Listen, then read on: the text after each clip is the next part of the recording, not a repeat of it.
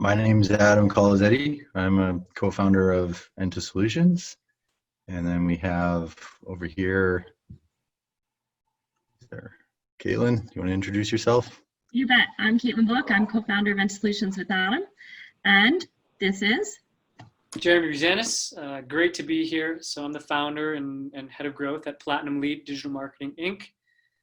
And basically, what I do is I help experts market, sell, and deliver their knowledge, their expertise online through what I like to call them, what we've been calling relationship-based branding, right? So it's all about providing value for the long term with your ideal clients and really building that up for long-term relationships the right way, okay? And what we're going to talk about today, first off, I want to thank all of you for being here. It's great to meet all of you. And I'm very excited to share with you and answer questions along with Adam and Caitlin. Basically, what we've been doing for the last little while, what I've been doing for the last 3 years, diving into digital marketing. And I want to make sure that it's clear, abundantly clear, that this is all provided for you guys, right? This is not some webinar where I'm going to teach and then just sell you something at the end, right? There's nothing for sale here. If it seems like a good fit where you want to have a conversation, then great, but that's it. All we're doing here is we've got a bunch of questions already. If you ever have any questions, you put them in the chat and we will go through them and we're going to answer exactly what you guys want to hear. Okay. So this is kind of basically what's going on in your business, any questions you have, and let's kind of sort this out and work together so we can help you grow your business as we've done with Enta as well as mine. Okay. Let's start with that because Jeremy, that's an interesting story. So Bruno, we're going to tell a story. I know you love stories. So this is how we met Jeremy. So Jeremy used his own program and did outreach with us, and that's how we met. And his message was so powerful. We're like, hey, let's talk to this guy, right? And so we had a chat with Jeremy, and this was January, Adam, was it? I think, but before that, I think it was like November of last year. November of last year, yeah. So he started telling us about what he was doing, and we went, oh, this is cool. Tell us more. And we started getting into this, and we really stepped it up when COVID hit, because we lost a lot of our contracts, got either put on hold or canceled, and we just fully leaned into this whole digital marketing world. We solved a lot of problems. We discovered some things, and we thought, man, there's so many people who need to know about this stuff. So let's share it. Let's do it. And we've been on this journey with Jeremy, and now he's so critical to our network and to the work that we're doing. So this is we've tested it. He ran his own program and tested it. We've run stuff and discovered stuff through digital marketing with him, and we are just like, man, this is it. We're going to share. So some of the things that we keep hearing and people questioning, that's what we based this structure off of today. But we've also gotten some other questions, so throw them in the chat, like Jeremy said, and we'll endeavor to make sure we answer all the questions. If we didn't get a question, send it to us, and we will connect with you and answer it. We want to help people, so that's the whole goal of today. So we're going to start with that belief that I can only do business on a handshake. I like to meet people face to face. I need to take people out to lunch. As much as we love doing that, and it fills our soul, it's a really hard thing to do right now. And we're very limited by time and space. So let's start there, and then we're going to go into part 2, which is talking about really your messaging, your offer. How do you get that out to people, and how do you make that kind of bridge? And then finally, how do you get people to see what your offer is? How do you drive that, what we call traffic, or people to see what you have and what you have, your value proposition? So that's number 3 that we want to hit on today. So let's start at number 1, which is I believe in a handshake. So how do I get started? How do you flip to the digital marketing world? Perfect. Thank you, Caitlin. Appreciate that. And me and Adam and Caitlin, we'll jump back and forth in different questions and answering so that you can get a good variety of both my experience, what my thoughts are, opinions, as well as Adam's as well. But that is the very first thing that you want to start with, right? As we know, most consultants, experts, people who have knowledge in their head, how we've used to do business is meeting somebody face to face, going out for coffee, taking them out for dinner.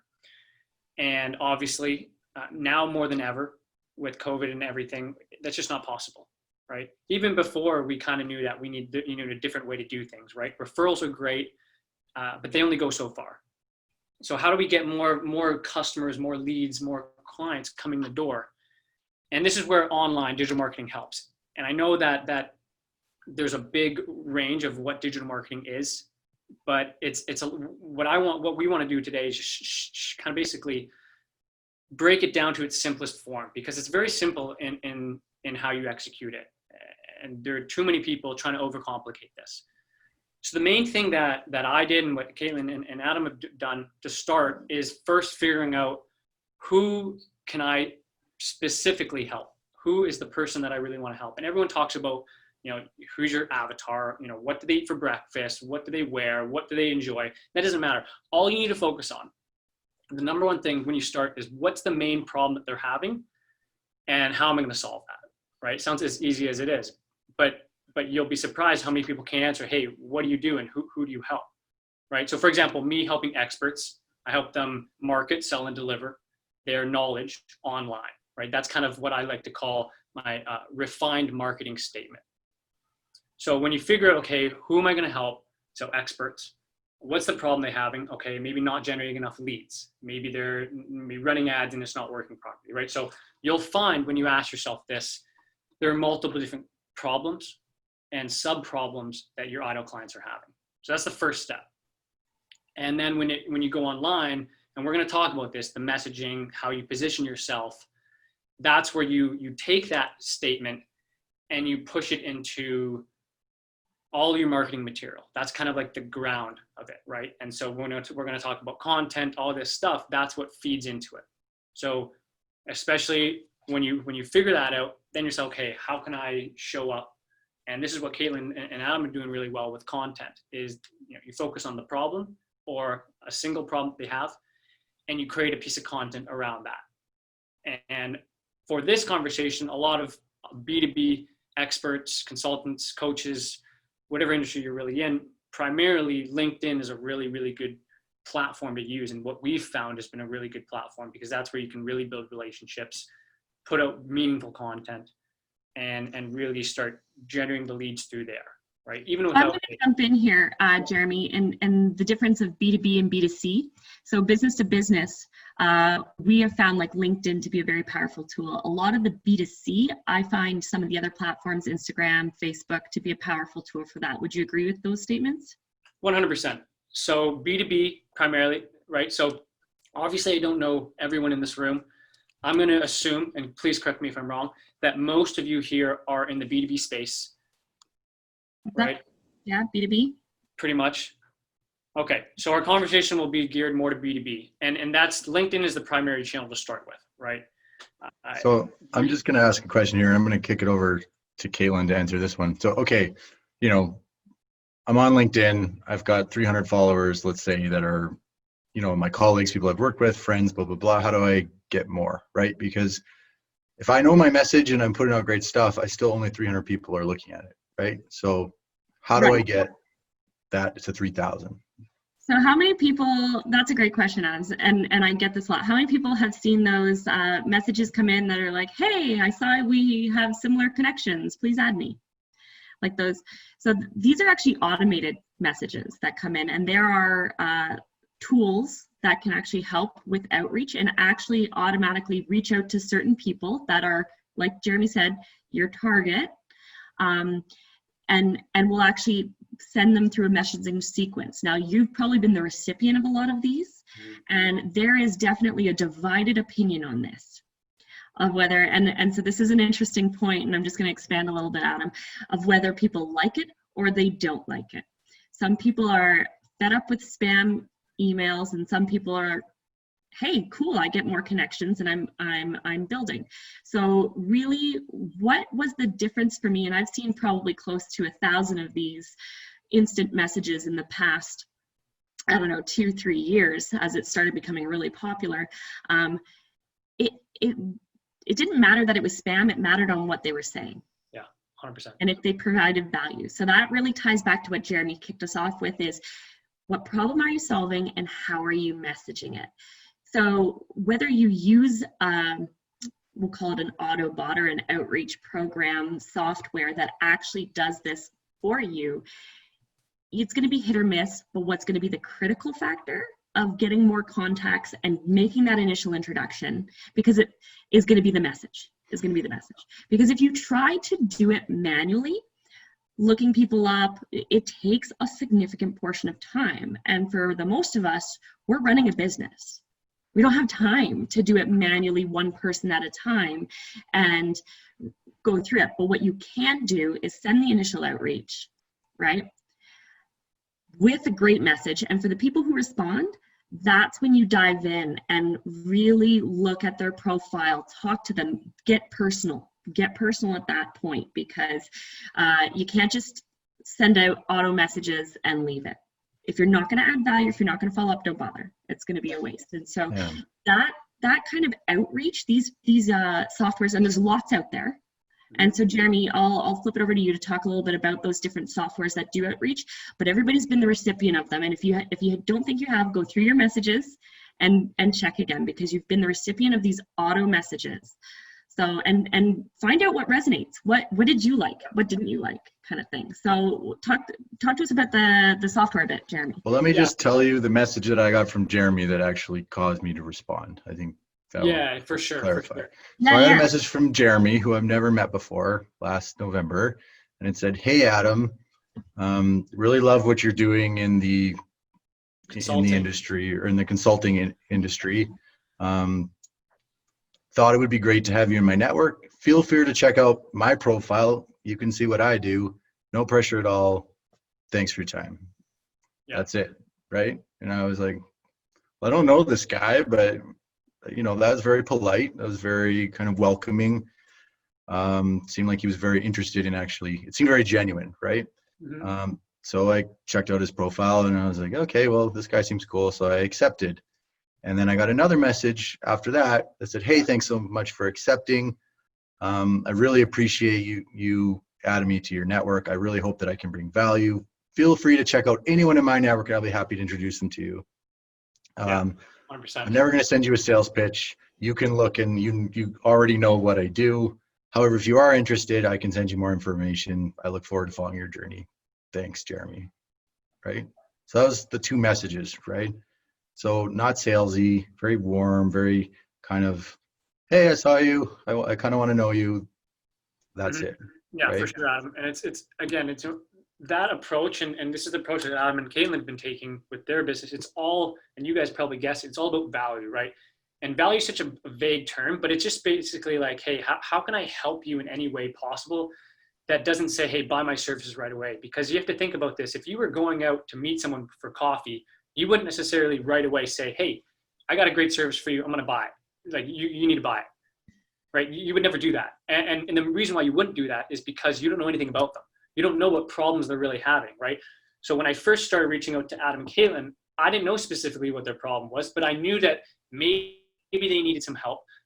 I would love to be in their thought process or top of mind if they have a problem that maybe I could help with. And so this is where your online, your LinkedIn profile really needs to be optimized. And obviously we only have an hour, but basically, and we'll do another training specifically on LinkedIn and all this stuff, like all of that. But basically your LinkedIn profile is like basically your website, where when someone's interested in just learning about you, you need to have it where it gives value, right? And so we'll talk about what's in that, but the initial message that you want to send needs to be something like what Adam said, right? I know mine now too is a little bit of a twist where it's like, "Hey, feel free to check out my profile. Let me know if there's any way I can provide, I'd love to provide free value to you if possible." And this could be maybe a strategy session for free, no sales pitch or anything. You just get on a call with me. We look about what your business is doing, what you're trying to do, what your goals are, etc., where the problems are. And I basically just answer your questions for 45 minutes. And if that's, a fit, then I point you in the right direction or I introduce you to stuff that I have, right? And that's a similar approach that you guys can take too, right? The initial message is all about value. So real quick, follow-up message. What software did you use to find me originally? Yeah, so that's a great question. So I'm gonna share my screen just quickly to show you the different software that I use and that Caitlin and Adam use. Bear with me while I find it. Because again, there's a right way and there's a wrong way to do these outreach connection, right? So you can leverage automation only if you're actually doing it in a meaningful way, right? Only if you're providing value. And so where we go here, tools as a trade, as I like to call it, okay? So these are some of the softwares that I use. I'm gonna zoom in here so you can see that I highly encourage you to look into acquiring. So G Suite I use for all of my basically business operations, any Word docs, any proposals, everything. I basically, even client work, I share a folder with them and then they can join. But the main thing is LinkedIn Sales Navigator. That allows you to actually find and target, really hyper target who you want to go after. So in Adam and Caitlin's case, I was like, okay, I want to go after management consultants or business consultants who are in Canada, the US, who've been in business for a couple of years, because I want them to have, already have a business. And you can target those people. You can target the industry they're in, how many years of business they've been in. So when you get Sales Navigator, it opens up a whole new level of targeting that the regular search LinkedIn doesn't do. And what you do and what we're doing is you get Sales Navigator, you find a list of people who could be your ideal clients. And obviously you have a problem that they have problems and you can have a potential solution that you could solve. And then you use what's called, we call a LinkedIn direct outreach. And this is an automation tool. And there are a lot out there. The one that I would suggest you looking into is called WeConnect. So that's we-connect. I believe .io or .com. Just put it in the chat. Google. Yeah, we'll put it in the chat. And that's one where it's cloud-based. So you basically, like LinkedIn, so keep in mind, you can't do, like, you really can't, you really can't take it, like, you can't take there's a thing sending out one message, like it sends up to 100 messages a day versus you manually doing that, right? Yeah, exactly. You may filter by your business. You may search for people in Calgary that have, I don't know, a business between 11 and 50 people that are in the oil and gas industry, that are decision makers, owners, CEOs, directors, that kind of thing. And you could get like 3,000 names. So you basically say, okay, well, at 100 a day, that's a month campaign. So that's a good number, because any more than 100 and LinkedIn will shut it down. Yeah, so exactly. That's kind of your limit, right? I'll jump in here too. Thanks, Jeremy, for sharing your screen. What I think is really interesting is there's a bit of trial and error when you find your target and the right message, and you'll see it. So Adam and I have tried a couple different campaigns, and our last campaign, we had the right target and the right message, and we had about a 46% response and acceptance rate, which is huge if you think about like the amount of time that it would take to actually connect with that many people over a coffee or a lunch. So it really does depend on your target and the associated message. So we had ones that weren't as great, sitting around like 20%, 10%, even that is a significant amount, but a 46% rate was huge. And that gets your initial conversation going, which is really great. So I want to keep us moving into the category. Is there any questions, guys, in the chat that you have specific around an outreach program? Are you guys feeling fairly comfortable with that?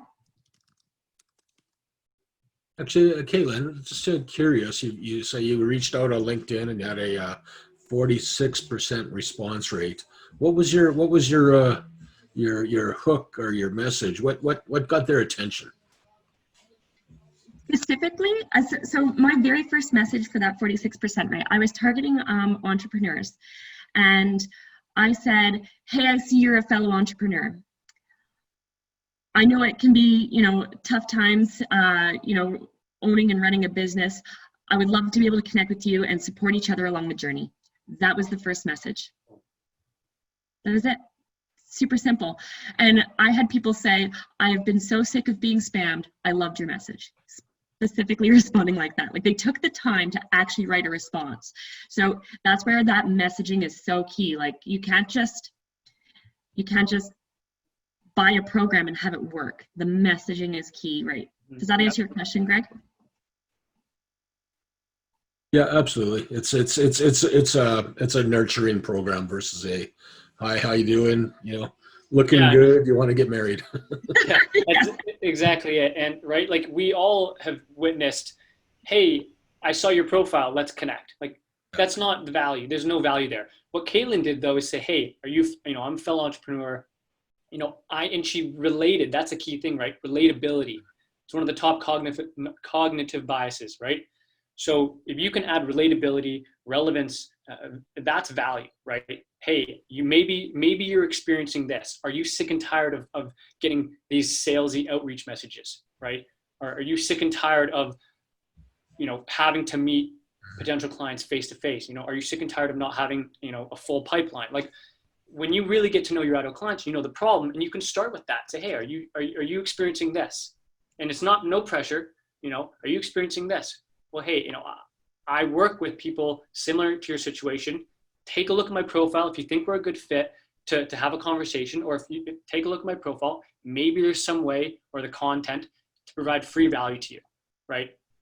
All you want to do is say, hey, I see you. I understand you may be experiencing this problem.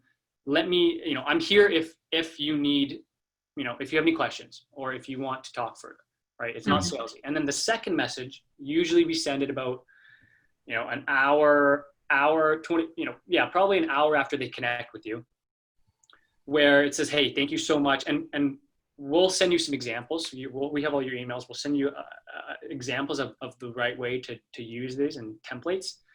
But it's basically kind of like what Adam said at the beginning. Hey, thanks so much for connecting with me.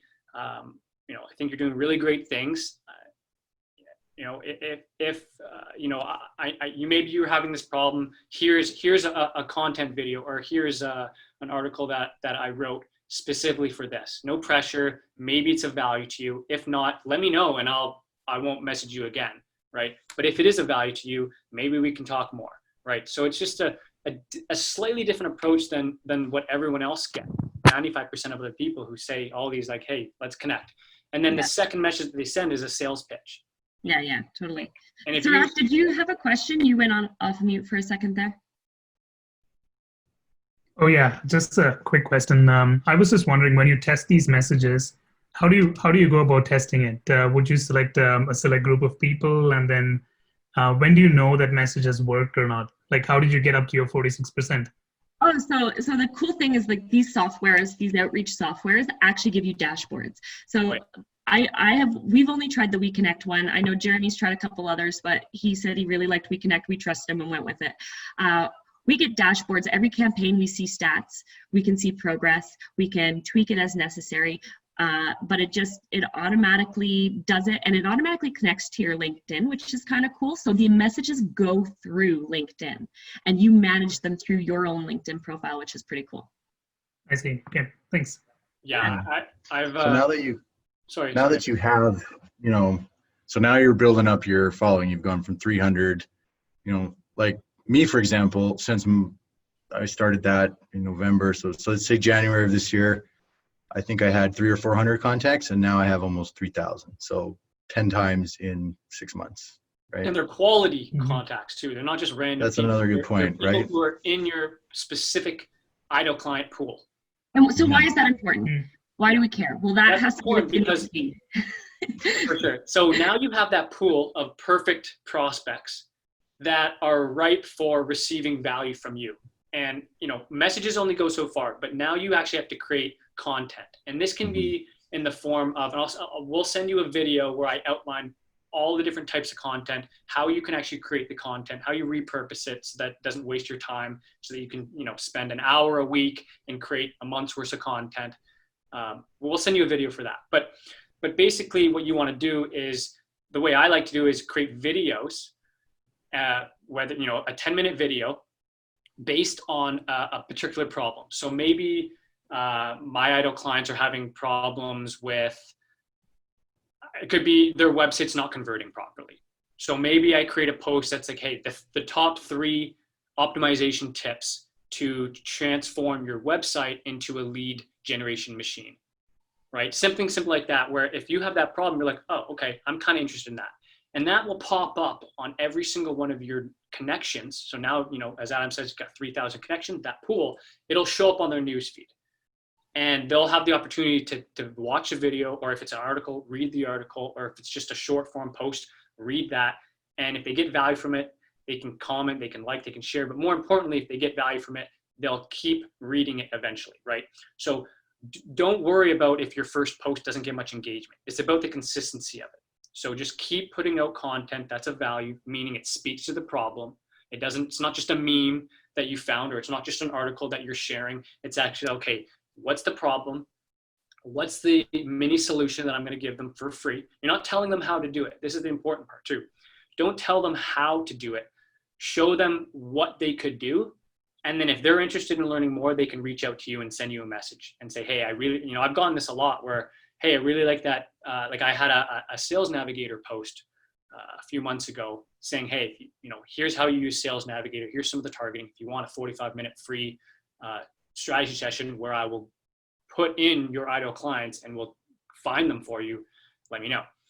And I a few people were like, yeah, okay, they booked meetings. But then I had a bunch of people message me saying, hey, Jeremy, really love the Sales Navigator video. I'm having trouble with that. And so that just starts a conversation. Then you can take it further from there. But the more content you put out, the higher probability your audience of 3,000 people or however many you have will get a liking to it and start knowing you, right? You guys have probably heard the know, like, and trust, right? The more you get out there, the more you keep providing value, eventually they're going to realize that, and they're going to get used to it, where they're going to be like, oh, there's a post from Jeremy, I'm going to read that, right? Or there's a post from Caitlin and Adam, I'm going to read that, right? So that's the key is once you want to start building up those connections, and as you're building them out, you want to start creating content so that they can actually digest it and get value. And you want to keep putting content out. And then the next thing too, which is very important that I see not very many people, especially consultants and experts, have, because they haven't needed it in the past, is what I like to call a sales funnel. You probably heard of these, right? Well, hold on. I'm just going to stop you there, Jeremy. Sure. I've got a question here. It's talking about content specifically and how to make that efficient, right? Like, yeah. So, and I'll maybe throw this over to Caitlin. So, what frequency is consistent? What kind of content do you put out, Caitlin? And, how do you make that efficient? Because that is a considerable amount of time to make content, right? It does. It does take time to make content. And so, Adam, that was a great question. I think one thing you touched on really important is the consistency. So if you're going to commit to once a week, do once a week. If you're going to commit to daily, do daily. But the thing about the content is it's great to create personal content, whatever that might be for you, but you don't always have to create the content. You can share other people's content and put your 2 cents above it, right? When you add the comments in, get the thought-provoking, people still see that as your post. So it still is this commitment that you're adding value in. So you don't always have to be the one to physically create content.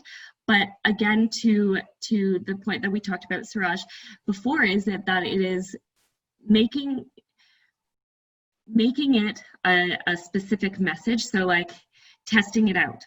When we tested out some of our messages, they fell flat when we were doing content, right? Same with the outreach program. Mm-hmm. We tested some other stuff. It was a little bit more personal, a little bit more raw.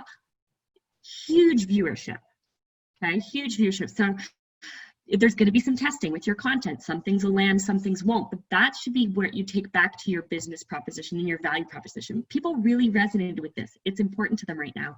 I need to add that in. Maybe I provide a follow-up on that exact topic or whatever. So testing the content is going to be part of it. So I think, Adam, you and I went from like getting a couple hundred views to like tops on one of our posts. And then you, I think, are over like 3,000, 3,500 posts, like, or views of a post, right? That's a huge outreach for somebody to go, I watched Adam's video, right? And connecting with that many people.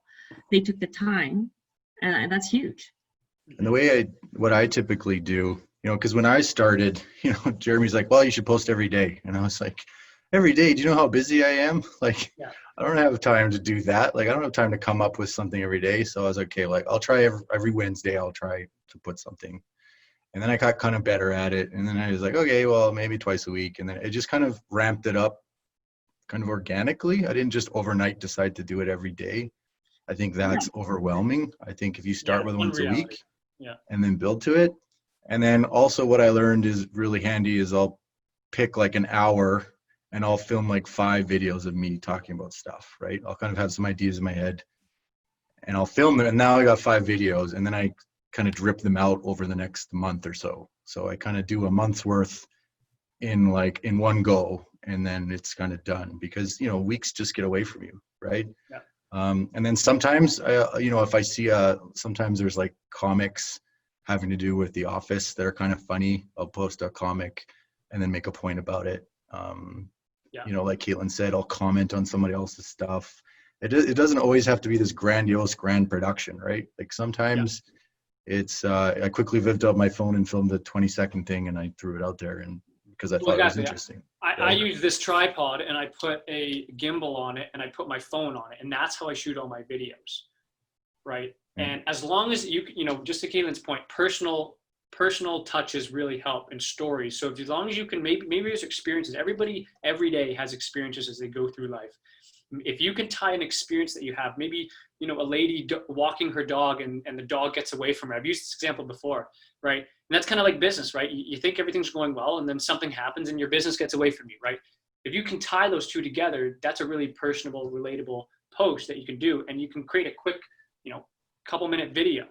Now to Adam's point and to touch on it, it doesn't need, if you spend an hour, let's say a week, and you say, okay, I'm going to create 5 videos or 10 videos, what you can do right now, this is completely executable in the next little bit. You get a piece of paper, you draw a T, and on the left side you have problems, and you write down all the potential problems that your idle clients are having, every single one you can think of. And also ask your idle clients too, right? Like don't just think of, oh, I think they're having this problem. Figure out, okay, what are the actual problems that they're having in their business? Write that on the left side. Now on the right side, put solutions, and then come up with, some, just a short little quick, what can they do right now that could help that, right? What kind of tips, what kind of strategies, right? You don't have to tell them how. And you take those, and every time, maybe an hour a week or 2 hours a week, maybe it's on a Sunday night or whenever you have time. You take an hour and you say, okay, I'm going to pick these two problems, and I'm going to shoot a 10-minute video first talking about the problem, what they're experiencing, and a potential solution. And then you take that video, and I'll send you a link to a content video I created that will show you how to do this, to break it down. But you take that video, you basically send it to your video editor, and you can find, a very qualified video editor on Upwork, right, for $5 to $10 an hour, who will just chop that up into 1-minute clips. You take those 1-minute clips. So let's say you create 2 10-minute videos, right? So there's 20 minutes of valuable content. Let's just say on the low end, you have 10 minutes of 5 1-minute clips. That's your content for the next week, right? Or even for the next 2 weeks. And you take those are your video clips, and you put them on LinkedIn, right? You start with one channel. You put them on LinkedIn for that week. And that took you an hour to create a little video. You chop it up, you put it on LinkedIn. You can also repurpose this where you can take the audio maybe you want to start a podcast, and you can take the audio from that. Or maybe your audience resonates with articles. So take the audio and transcribe it. You can use what's called rev.com. Just put it in the chat. And that will help you take an audio or a video and put that into written word. And you put that into an article post on LinkedIn. You can edit some of it, so make sure it sounds good. And that's your post, right? So if you're shooting 2 problem videos a week, you've got 20 minutes of video content that you can put up on YouTube. You've got 5 minute videos you can put up on LinkedIn. You take those 5-minute video clips and you transcribe them into articles. So there's 5 little articles, and you just start posting it on LinkedIn, and it's going to resonate somewhat. Obviously there's some testing, and you have to say, okay, well, what problem really resonated? How did it go? And you can track that stuff. Okay, But- so we got a question here. Yeah. It's from Marshall. He wants to know what CRM you typically use, Jeremy. Yeah, so I've tried a bunch of them. I've tried Pipedrive. I've tried HubSpot. I would stay away from HubSpot. It just is. It's the investment for it does. I just don't find a return as much. What I use now for my CRM, I've mixed it with my email marketing software. So I use ActiveCampaign. And ActiveCampaign has a toggle where you can actually have what's called deals. So you can say, okay, if I have, let's say I get an email address from a landing page, or even from just they sign up for a meeting with me, that will automatically go into ActiveCampaign, into the a master email list, a newsletter, let's say, or even a specific segmented list. And it will also go into the deals, which is basically a CRM kind of flow of, okay, people who booked a meeting with me, people who watched a value video or in-depth strategy video and didn't book a meeting, right? Or signed up for, a lead magnet, right? So you have different segments as a CRM usually has, right? But I use ActiveCampaign because it has, then you can automatically take those contacts and those deals and send them emails right away. And we also use software called Zapier to connect like your WeConnect to your ActiveCampaign. So if somebody responds to you over LinkedIn, you can go into WeConnect and tag it as a lead. And then this software called Zapier will automatically, it connects different softwares. So it will automatically add it to your CRM for you. Yes, so that's you exactly can it. do Zapier things will like allow that. different applications, different softwares that you use to talk together if they don't have like an embedded, what they call API, right? So if like you'll notice like Calendly will integrate with, let's say, Salesforce. They have a built-in integration. They work together. You don't need Zapier for that. But if you have, ActiveCampaign and WeConnect doesn't really have any embedded API connection. So you have to tell, hey, Zapier, when I get a lead or when I get a reply to a message on LinkedIn from WeConnect, send that information to ActiveCampaign, and then also put it into a deal in ActiveCampaign, right? It's like the middleman of softwares. It's the middleman. That's exactly it. The middleman. Yeah. So Here's the I've got a middleman of question yourself. here I wanted to bring forward. It's can you execute like a marketing campaign like this on your own, or do you need a team of people? Yeah. So the simple answer is yes, you can execute a campaign like this on your own if you're willing to put in hundreds of hours to try and figure it out yourself, right? There's so much noise online and digital marketing and so many effing shiny objects and strategies that you're going to get bogged down. I know this because I've been pulling my hair out for the last 2 years until a year ago where I finally figured out, okay, this is a good suite of software that work together. This is a good campaign to run, etc. So I've kind of figured it out, and we've tested stuff, and Adam and Caitlin kind of vouch for that, where they've tried it as well, and we kind of have a good system where it works. But Jeremy, it's just you, right? But for me, in my business, Like you don't have a team of marketing people doing this for you. no, I don't have a team of marketing people. I have what's called neither do we. contractors to help with video editing and sales funnels to push some of the buttons. But when it comes to marketing, that's all me, right? And you can learn this stuff. I would suggest you find, it doesn't have to be me, Adam, or Caitlin, but I would highly, highly recommend, and you'll hear this from anyone who is in marketing, and if when it works for them, is just find someone who's doing it properly and follow, or someone that you resonate with and follow what they're doing and let them show you, right? Because that will cut your learning curve down. It will actually cut your investment down, so you don't have to spend hundreds of thousands of dollars on many different courses or programs or softwares and all this stuff to try and figure it out yourself. You can say, okay, hey, no, I'm going to follow this program. I'm going to follow this mentor, if you can call it like that. And I'm just going to repeat the process that they used, right? So a simple process that we use that you can try and implement today is using WeConnect and on LinkedIn, using LinkedIn as your primary channel, obviously figuring out the problem, crafting your messaging in WeConnect so that it resonates them, it gives value. Initially connect with them, get them into your network, You'll do this at scale with that, right? So getting people in your network, start putting out content. And then you would ideally, when they reply to you saying, hey, yeah, I'm interested in a call, this is where you send them either your, if they're interested in a call, you send them in Calendly a link so that they can book a call with you right online. So you don't have to say, hey, how does Tuesday at 1 p.m. work? Or how does Wednesday at 3? You don't have to go the back and forth. That's going to waste your time. So you send them, hey, here's my link. Feel free to book a day and time that works best for you. And I look forward to talking with you. Now, if they're not I think this ready, is a great spot to pause. Are there any questions? Like we kind of were flying through this stuff. So, about connecting or messaging or posting. Yeah. Anybody have a question before we move to the next section? Oh, sorry, Marshall, you're on mute, I think. Oh, maybe not. I just threw one up there for you, Adam. Oh, Perfect, man. Thanks. Using videos. with regards to this is a good question. With regards to using videos, what do you use when your iPhone quality is not aligned to your message or audience, or it's too low quality? Yeah. So what are the videos? So I'm going to throw this one to Caitlin. Just give her a shot at it.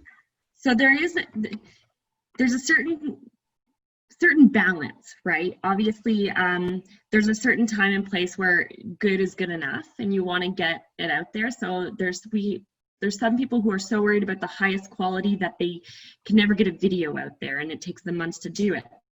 But if you need to have that high quality, because that's the message you're sending, then there are a number of like freelancers or production studios, even local production studios, which is amazing. Like, there's Megapix, they'll do video RFE and great content for you guys. Like, that's a great asset. Find local if you can, because we love to support local. But there are ton of freelancers out there who will do videography for you, but pick your messages that are key. Don't try to do all of them like that, because you'll break the bank, right? But when you need that quality one, go spend the money to do it, because you're going to have that content forever, and you can repurpose it and reuse it and bring it back up. So pick the critical messages that you want to have the high quality. Get a professional to do it at that point. But remember that when you film it yourself on your iPhone, those messages, they can be good enough as long as you can hear yourself and see. Yeah. Get it out there. You're building a trust. You're building connection with people, and you're trying to do it over a one-way platform. So they just need to be able to see you, hear you consistently. Yeah, exactly. And adding on to that point, if I may, you'll find that the more you do it, the better you'll get at being on camera, and you'll start to know what messages are resonating, right? So as long as it doesn't, the quality doesn't necessarily matter. Even you don't need a highly professional produced video. All you need is if you're talking about a specific problem they're having and you're touching on a solution, that's enough. That's all they want to hear. They don't care about if it's, grand production movie style. They just want to know, hey, this is the problem I'm having. This is a potential solution. Great. Got it. I'm going to go implement it. Right. And I think the message at the end of the day is consistency is maybe more important than the high quality. Yeah. And I'll post a little thing in the chat too. I do this all the time. Because and you and I have had this conversation at length with some people, like, what is this buying you? Like, what's the return on investment? Like, that question hits home so much to so many people who are like, man, I don't know if it's worth the time, the effort, the money. So like, what is your experience and response with that? The ROI on digital marketing and all of this advice that we're giving. What's it translate to? Well, that's, it is true, right? It is hard to track, I sent out this post and it led to this many dollars in business, right? For example, for us, we started posting pretty consistently, I'd say around May. We kind of ramped up from March till May, and now it's September, end of September, but I would say kind of towards the end of August. So May, June, July, August, 3 months of doing that. And then all of a sudden it started to come back. So people that we met, we connected with these people. So we provided value however we could. So we met people on WeConnect that we didn't know. Some people responded. We talked to them. Oh, you're doing this kind of business? I actually know a guy that also does that slightly complimentary thing. Like, I'll link you guys up. And then, just trying to be helpful wherever we can. And then all of a sudden, after 3 months, the wheels kind of turned back, where people are like, hey, I was thinking of you. This problem came up. do you think you could help me with this? This whole live Q&A is a good example of that, because people have seen all our content and they start talking to us, and the first question on their mouth is, I seen your content, like, tell me about that, tell me more, that kind of stuff. Yeah, 100%. Right. And so I just sent into the chat too a little blurb in terms of iPhone quality, right? Anyone who has an iPhone or a Samsung, like anything that's above 6, I believe, even 5 plus, will have 4K video. That's more than enough. That's all you need. Even 1080p, that's fine. Just keep it straight. I would shoot them horizontal. So you don't get the bars on the side. Horizontal, so that it's not vertical, because when you're doing it on LinkedIn and all the other channels, it needs to be horizontal. So meaning you put your phone like this, you put it in a gimbal or something straight. So this is a tripod. You get a gimbal from Amazon, let's say. You put it like this, you put it up there. Maybe you're behind you a whiteboard, you're gonna explain it. Or maybe you have a flip chart. Or even maybe you're just talking, right? You shoot that clip, however long it takes. And for example, I have a video editor that I pay $5 an hour, very great guy, his name's Radcliffe. And any video needs for all my clients and for myself, I just say, hey, Radcliffe, I need this edited, etc. And he gets to work, and he's amazing at it. And you don't need to create a crazy animation video, etc. All you need to just add is, I would suggest, is subtitles, so that people who aren't listening on sound, because most people don't listen on sound, they're at work, let's say, or they're on the bus, or they're not driving, sorry. 2 a.m. scrolling through their phone. 2 a.m. they're scrolling, right? They don't listen on sound. And so you need subtitles. I would also, have him put in your logo and put in a little progress bar so they can see how long it is. And that's all you need, right? Maybe he can change some of the light, or she could change some of the lighting. That's all you need, right? And so an hour long edit, $5 an hour. If they can do a minute video, a couple minute videos, like that's nothing, right? So if you're, for example, doing a video a day, let's say, even if you don't have to do a video a day, but as an example, you do a video a day, you're spending $280 a month pretty much on video editing, and that's your content you're getting out. So when you talk about the ROI of posting content, especially with consultants where we're selling, I'm safe to say, higher ticket services, let's say anywhere from $2,500 plus, that's an amazing investment. It doesn't matter, like, $280 a month to put out tons of valuable content.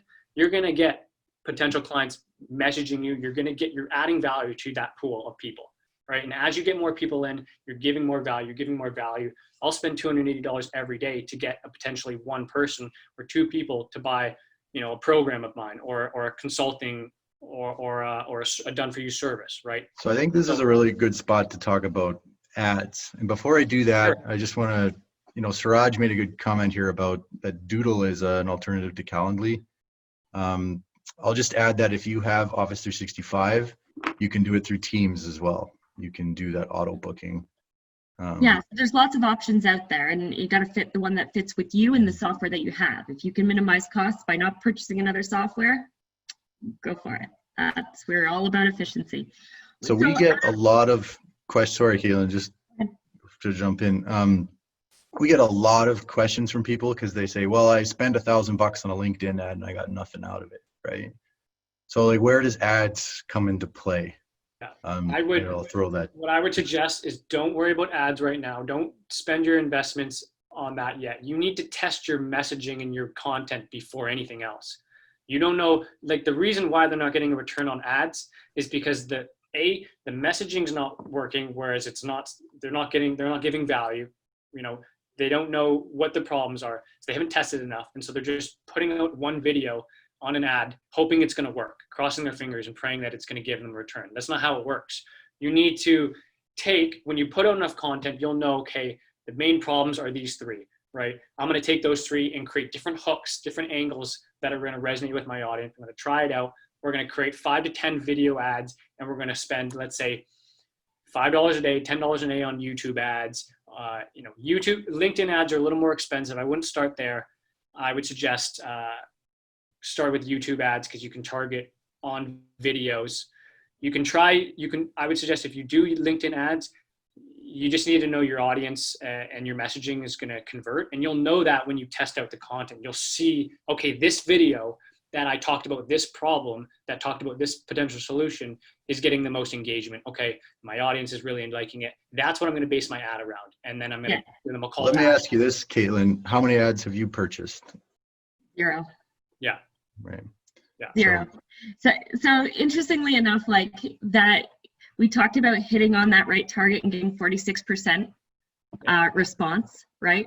And so now through all that response and all those follow-ups, we're seeing a trend of what the similar problem is. Now I know what content and what target to now purchase an ad. So we're probably getting close to the time where it's like, okay, I'm ready to purchase an ad now. I know my message, I know the problem, I know my target, and I know I'm gonna get a good hit because I've tested it. So that's where you can take these small little investments in doing the digital marketing, turn it around, take it and make a really strategic advertisement. And with a call to action. So I've actually looked at a lot of advertisements that don't have a call to action. They're like a branding advertisement. How are you tracking what that's doing, right? Branding is built on trust. You're doing branding when you post content. You're showing who you are and you're building that trust. I would highly recommend when you've got all of that sweet spot defined and you purchase your ad, call to action. What are you trying to gain out of it? Really focus on that, what your gain is out of that. And then Adam, I wanted to throw this over to you. I love the concept of Dream 100, which is something that you and I have learned through our marketing training that we've taken recently. Let's talk about the Dream 100 because that's intense. Sure, and I will jump on that. But first, Greg put a question. I'm just gonna read it out here before I get, and we'll finish with the Dream 100. So, what if I'm a great engineer or plumber, etc., but I have a problem creating content or understanding what is going to work? How do I start? So, I'll maybe jump in on that one. You know, if you're a plumber, I think as much as people are interested in the skill you have to offer, they are equally as interested in who you are. So, you know, really great video for a plumber. Hey, here's how to, I don't know, change the drain out of your sink, right? Super practical kind of information, right? Here it is, right? Those how-to videos, right? People are Googling on their phones how to, I don't know, change the trap underneath. I dropped my ring down the drain, right? Or, hey, check it out. I'm at this house. It was built in the 70s. Oh my God, it's been, you know, mashed together by 3 different owners. Interesting, random stuff like that. Like it doesn't have to be this planned out, staged thing. Like my number one best post that I ever posted, I was working out. I got off the workout and I put it up and I was all sweaty and I was just talking about what it means to me to be gritty and intense, and that's it. It was just like very personal, very kind of raw. So I think go personal with it, and then kind of try and relate it to, you know, if I'm an engineer, why do you love designing? Like what is it that you think is so awesome about radars or, you know, computers or whatever, right? I think so. Adam, I liked what you said there, and there's 2 aspects to that. One video is getting people to know who you are and building trust, because people don't buy stuff, they buy solutions, but they buy solutions from people they trust, right? And so like you're going to know who you are, and you want to know, like, how is my life going to be better after I have this, right? I don't want the item, I want my problem to be solved, right? I don't want an iPhone, I want to be able to connect with people whenever I want to. So that people don't buy stuff, they buy solutions, and they buy from people they trust, and they buy people, right? People either want to be you or they don't want to be you. So like you got to really like resonate with people, and I like that. There's a trust aspect to content, and then there's a value aspect, and both are equally important. For sure. And I think it doesn't have to be video, right? Like not everyone's comfortable with video. Some people might like a podcast, like talking. Other people might like writing, like blogging. And there's a website called medium.com that if you're a writer, a blogger, that's I want to jump in on that, Adam. I really want to jump in on that. Medium.com. Why do we use like a platform like medium.com, this comes to the traffic, this comes to your Dream 100, it comes to where your people live. So many people spend countless hours writing blogs on their website. Who's on your website?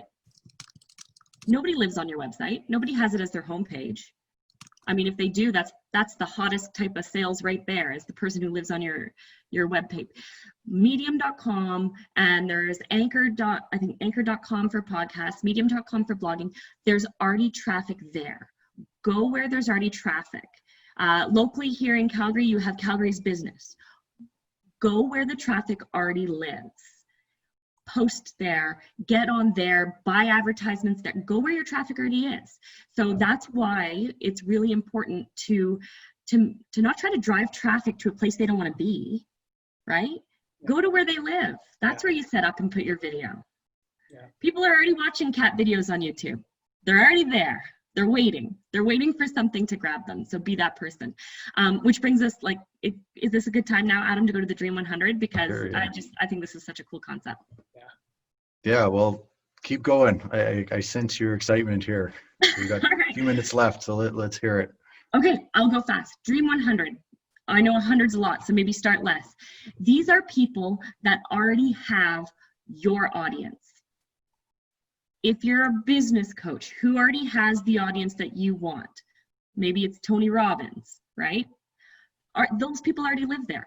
That's where you want to target your advertisement, because those are the type of people who are going to come to you as a business coach, and they're already interested in what you have. So the top 100 are people who already have the audience you want.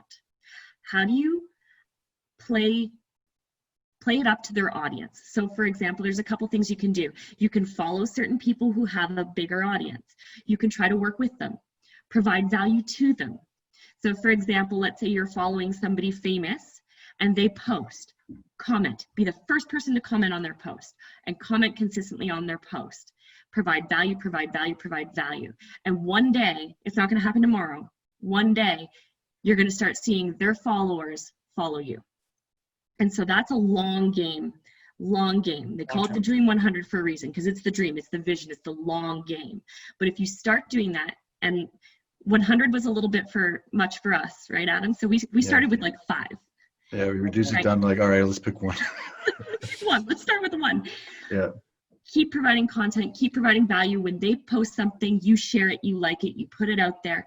And you can do that with a small network of people too that you're connected with. Like and share their content, and they'll do the same to you. And that can be somebody who's maybe not famous, but you're integrating your networks. So the Dream 100 can be multiple levels. You know, you've got your A-listers. That's like Batman. You got Batman following you, you're done. Like, your business is sold, kind of thing. So if you can get interfacing on their platforms, their social media, it will come back to you. So those are things that you can do that actually will turn around and provide ROI in the long run. And I think you just touched on something real quick I'll close with, is this idea of amplifying your network. So we actually did this with Jeremy and a bunch of other of our cohorts. There were about 10 of us. We said, okay, here's what we're going to do. We're all going to post, and we're all going to agree that all of us are going to share and like and comment on our posts whenever we see it. And we did that very diligently for about 4 weeks. And I saw 4 times, I think, the hits than I normally would. And that cost us nothing other than agreement amongst. We all had similar networks.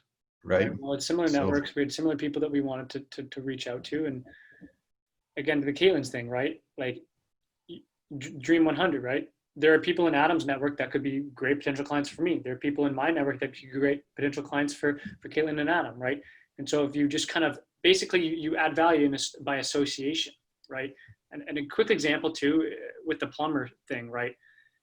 Let's say, for example, you started a podcast and you reached out to a bunch of top plumber marketer or gurus, said, hey, you know, I'd love to have you on my new podcast.